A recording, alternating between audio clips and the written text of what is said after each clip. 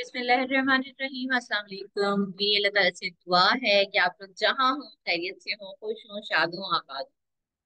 हम अपनी कीपा ट्रेनिंग को प्रॉपर स्टार्ट करने लगे हैं। आज से हम अपनी कीपा को देखेंगे कि कीपा पे किस तरह से वर्किंग की जाती है। और ये ट्रेनिंग तमाम लोगों के लिए है जो बिल्कुल बिगनर्स लेवल्स पे हैं, और अगर आप एडवांस लेवल पे हैं तो इसमें भी आप लोगों के लिए भी बहुत कुछ है, क्योंकि इसमें हम बहुत सी स्ट्रेटेजीज को डिस्कस करेंगे कि किस तरह से प्रोडक्ट हम फाइनल स्टेज में सेलेक्ट करते हैं, उसमें कौन से फैक्टर्स को देखते हैं। इस पूरी ट्रेनिंग में जो सबसे ज्यादा मेरा फोकस होगा वो होगा स्ट्रेटेजीज के ऊपर। तो पूरी कंप्लीट ट्रेनिंग में हर स्टेप पे आप लोगों को कुछ ना कुछ न्यू सीखने को जरूर मिलेगा, क्योंकि हर स्टेप्स पे मैं डिस्कस करूंगी डिफरेंट स्ट्रेटेजी। तो आज के सबसे नंबर वन वीडियो में, सबसे नंबर वन लेक्चर के अंदर हम कीपा की एक्सटेंशन को देखेंगे और उसके सपोर्टिव टूल्स और सॉफ्टवेयर्स को देखेंगे कि हमें और कौन कौन से टूल्स की नीड होती है, सॉफ्टवेयर की नीड होती है जब हम कीपा से प्रोडक्ट को एनालाइज कर रहे होते हैं। तो आइए चलते हैं हम अपनी स्क्रीन की तरफ और देखते हैं कि हमारे पास क्या क्या चीजें हमें नीड होती है हमारे लिए कीपा को समझने के लिए। ठीक है, ये मैं आ गई हूँ अपनी स्क्रीन पे। मैं अपने यहाँ कर देती हूँ। सबसे पहले जो है हमें कीपा की एक्सटेंशन मुझे डाउनलोड करनी है। तो मैं यहाँ पर लिखूंगी गूगल पे जाके एक्सटेंशन, कीपा एक्सटेंशन। ठीक है, मैं बिल्कुल बिगनर लेवल पे जिन्हें नहीं पता कीपा की एक्सटेंशंस को किस तरह से डाउनलोड करते हैं, किस तरह से हम अपने क्रोम एक्सटेंशन में उसको अटैच करते हैं, तो उनके लिए है हम गूगल क्रोम पे जाएंगे। यहाँ पे हमने कीपा एक्सटेंशन लिखा और सिंपली मैं यहाँ पे इसे ओपन कर लूंगी। ठीक है, यहाँ पे हमारे पास आ रहा होगा एड टू क्रोम। यहाँ पे एड टू क्रोम पे क्लिक करूंगी एंड देन सिंपली मेरी एक एक्सटेंशन यहाँ पे डाउनलोड हो जाएगी और कीपा की एक्सटेंशन यहाँ पे विजिबल हो जाएगी। ठीक है, ये देखें ये यहाँ पर आ गई। अगर डायरेक्ट आप लोगों की यहाँ नहीं आए तो एक्सटेंशन में जाके यहाँ पे पिन का ऑप्शन होता है, आपने पिन कर लेना है तो ये एक्सटेंशन ऊपर विजिबल हो जाएगी। ठीक है, तो ये कीपा की एक्सटेंशन है। इससे क्या होगा, जब हम Amazon पे अपनी प्रोडक्ट एनालाइज करते हैं तो फर्स्ट पेज पे हमें ये डेटा नजर आता है। इसके बाद हम जाते हैं अपने दूसरा जो हमारे पास बहुत मोस्ट इम्पोर्टेंट होता है FBA tool kit. FBA tool kit में हमारे पास बेसिकली क्या है, इससे हम किसी भी प्रोडक्ट की पर मंथ सेल्स चेक करते हैं। ठीक है, हमें ये देखना होता है कि एक प्रोडक्ट पर मंथ कितनी सेल आउट हो रही है, तो वो हम FBA टूल किट से देखते हैं, जो ये USA में फ्री है और UK के लिए हमें इसका पेड वर्जन लेना होता है।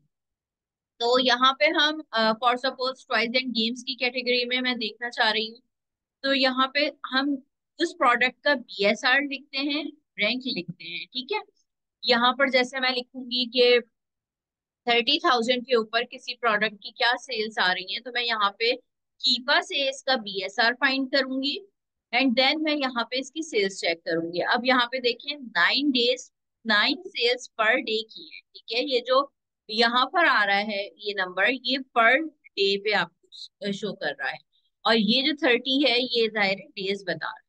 तो 9 into 30 हम करेंगे 27, 270 पर डे की इसकी पर मंथ की सेल्स है। ठीक है, तो ये जो ब्रैकेट से बाहर होता है ये पर डे बताता है और इसको हम 30 से मल्टीप्लाई कर देते हैं। समटाइम्स ये डिफरेंट, लास्ट डे की सेल्स और जो एवरेज सेल्स है ये डिफरेंट भी होती है। ठीक है, तो हम ये ऊपर वाली सेल्स को ही कंसिडर करते हैं। हमें जिस कैटेगरी में फाइंड करना होता है FBA टूल किट से पर डे सेल्स, हम उस कैटेगरी में उसका BSR पुट कर दें। फॉर सपोज मैंने कोई प्रोडक्ट निकाली हेल्थ एंड हाउस होल्ड की जिसका BSR है 4,065। ठीक है, तो मैं यहाँ पे वो BSR एंटर करूंगी और यहाँ पे गो पे क्लिक कर दूंगी, तो ये मुझे पर डे की सेल्स बता देगा। मैं पर डे की सेल्स को मल्टीप्लाई कर दूंगी 30 से, तो वो पर मंथ की मुझे सेल्स शो कर देगी। पर डे की सेल जो भी प्रोडक्ट होगी kitchen health and house hold पे 4,065 BSR के ऊपर, उसकी पर डे की सेल से 66 ऑन एवरेज, तो हम 30 डेज से मल्टीप्लाई करके उसका हम फाइंड कर लेंगे पर मंथ की सेल्स, राइट। अच्छा, यहाँ पे last day only 24 sold out हुआ था, हम इसे कंसिडर नहीं करेंगे, हम एवरेज जो ऊपर आ रहा होता है इसे लेते हैं। यहाँ पे मैं एक बात बता दूं कि जब हम बीएसआर के से सेल्स चेक कर रहे होते हैं तो यहाँ पे जरूरी नहीं है हम बिल्कुल accurate word to word mention करें। हम जैसे 4065 है तो मैं यहाँ पे राउंड ऑफ करके 4100 भी मेंशन कर सकती हूँ और 4000 भी कर सकती हूँ। इतना कोई बड़ा डिफरेंस नहीं आएगा। और सपोज 4000 असल बीएसआर है, 4000 को 43,634, ठीक है। तो मुझे एक एक नंबर याद करके यहाँ पे मेंशन करने की नीड नहीं है।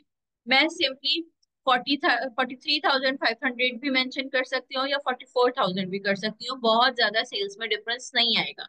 तो इस तरह मैं राउंड ऑफ करके ले सकती हूँ, ठीक है। काम को एक्यूरेट करना है हमें लेकिन एफिशिएंट भी बनाना है।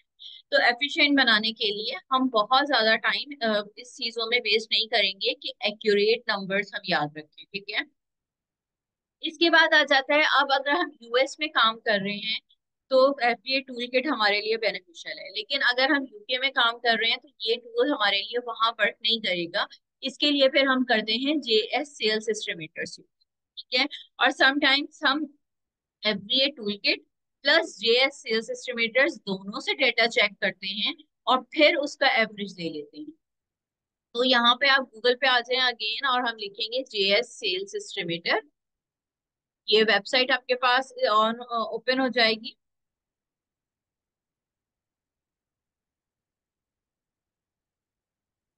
सिंपली जीएस सेल्स एस्टिमेटर्स अगर आप लिखेंगे, जंगल इसका सेल्स एस्टिमेटर आपके पास आ गया, ठीक है।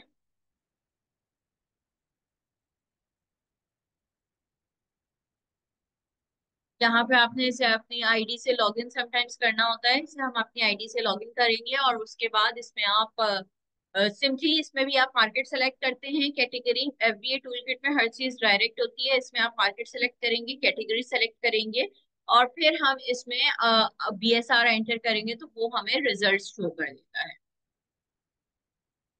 ठीक है। इसके बाद हमारे पास जब तक ये लोड हो रहा है हम थर्ड देख लेते हैं। जेएस सेल्स एस्टिमेटर वैसे भी थोड़ा स्लो चलता है।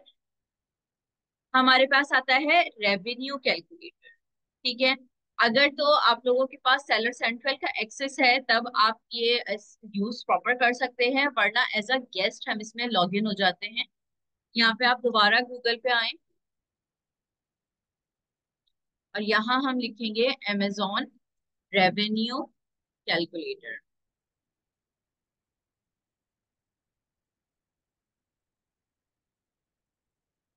राइट। ये सबसे पहले आपके पास आ रहा है, ये हम ओपन कर लेंगे अमेजोन रेवेन्यू कैलकुलेटर। ये अभी तक वेरीफाई कर रहा है, कोई इशू नहीं है। आप लोग इसे खुद भी करके देखेंगे तो ये इजी है, आपको समझ आ जाएगी चीज, ठीक है। मैंने यहाँ पे आपको टूल बता दिया। अब यहाँ पे हम रेवेन्यू कैलकुलेटर देखेंगे। अब यहाँ पे फिलहाल इस क्रोम ब्राउजर के ऊपर मेरे पास लॉगिन नहीं है सेलर सेंट्रल, तो मैं कंटिन्यू एज अ गेस्ट करूँ, राइट। अब यहाँ पे जो भी प्रोडक्ट होगा उसका हम एसएन लिख देंगे। फॉर सपोज मैं यहाँ पे कोई भी अमेजोन की एक प्रोडक्ट निकाल लेती हूँ।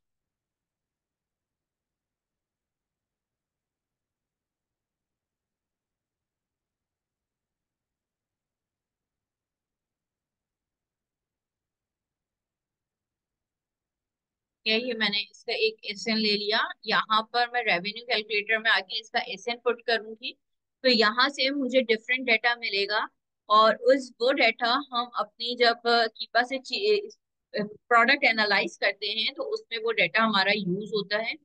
क्योंकि ये मेरे सेलर सेंट्रल से अटैच नहीं है तो यहाँ पे कुछ डाटा मिसिंग भी है, जैसे कि इसका वेट वगैरह नहीं शो कर रहा, ठीक है। और हमेशा यहाँ पे एक क्लोजिंग फीस शो करेगा मुझे। अगर मैं एज अ गेस्ट यहाँ पे यूज कर रही हूँ तो मैं ये क्लोजिंग फीस, अगर आप लोग भी ये एज अ गेस्ट यूज करेंगे तो क्लोजिंग फीस को इग्नोर कर देंगे हमेशा, ठीक है। यहाँ पे रेफरल फीस आ गई हमारे पास। रेफरल फीस वो फीस होती है जो अमेजोन पे काम करने वाला हर सेलर इस अमेजोन को पे करते हैं, क्योंकि अमेजोन की, क्योंकि हम थर्ड पार्टी मार्केट प्लेस को यूज कर रहे हैं, अमेजोन का प्लेटफॉर्म यूज कर रहे हैं, तो इसलिए हम इसको रेफरल फीस देते हैं। एफबीए फुलफिलमेंट कॉस्ट, ये एफबीए फीस होती है। ये वो सेलर पे करता है जो अमेजोन की एफबीए सर्विसेज को यूज करता है। स्टोरेज को कॉस्ट भी अमेजोन एफबीए सेलर पे करता है। तो ये सारी कॉस्ट हम अपनी शीट में एंटर करते हैं, और अगर डायरेक्ट भी मुझे यहाँ से कैलकुलेट करना हो कॉस्ट, तो फिर मैं फॉर सपोज मुझे मेरे पास ये प्रोडक्ट है और मैंने ये देखना है कि इस प्रोडक्ट पे मुझे कितना प्रॉफिट मिल रहा है, तो मैं यहाँ पे इसकी कॉस्ट एंटर करूंगी। फॉर सपोज मुझे सप्लायर से ये प्रोडक्ट मिल रही है,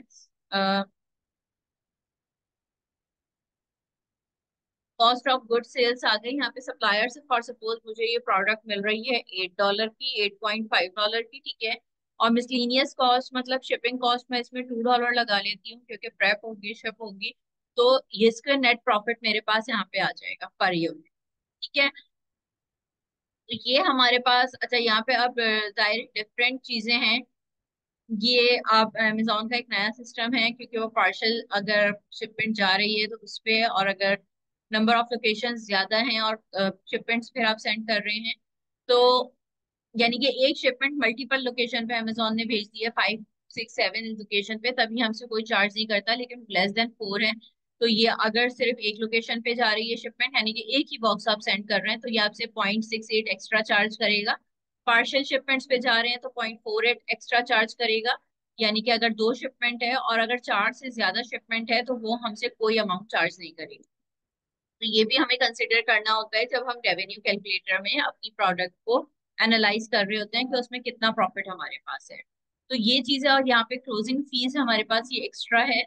और अगर आप डायरेक्ट अपने सेलर सेंट्रल से लॉग इन होंगे विदाउट गेस्ट, तो आपके पास जो है ये वाली फीस नहीं आ रही होगी। और यहाँ पे हम इसे खुद ही निगलेक्ट करेंगे, ठीक है। तो ये हमारे लिए, हमें इसे मैनुअली जब हम शीट्स में कैलकुलेट करते हैं तो वहां पे ये चीज देखते हैं, ठीक है। तो मेन हमारे पास एक रेवेन्यू कैलकुलेटर होता है और एफबीए टूल किट होता है। और अगर एफबीए टूल किट से हमारे पास डेटा नहीं मिल रहा होता, तो हम एएमजी स्काउट की डेटा पे भी चले जाते हैं, जंगल स्काउट पे भी चले जाते हैं, और डिफरेंट टूल से हम सेल्स चेक कर सकते हैं, ठीक है। क्योंकि कहीं लिमिटेशंस आ जाती हैं एफबीए टूल किट की, वो क्या होती हैं वो जब हम डिटेल में आगे देखेंगे चीजें, तो वहां पर हम इसे समझेंगे, ठीक है। तो आई होप के यहाँ पे हमने बेसिक कुछ चीजें देख ली हैं कि एमएस कीपा पे हमारे पास क्या चीजें होती हैं। और यहाँ पे हम, मैं स्क्रीन शेयरिंग अपनी स्टॉप कर रही हूँ। यहाँ पे हमने बेसिक चीजें देख ली है कि हमारे पास क्या क्या चीजें होती हैं जिसे हम देखते हैं। कीपर डेफिनेटली फिर जब हम अभी अपने आगे लेक्चर्स में डिटेल में इन चीजों को देखते रहेंगे कि कीपर की स्क्रीन कैसी होती है, उसका डैशबोर्ड कैसा होता है, उसका यूजर इंटरफेस कैसे होता है, और इंशाल्लाह बहुत कुछ हम सीखते रहेंगे। Stay connected. चलते हैं अपने नेक्स्ट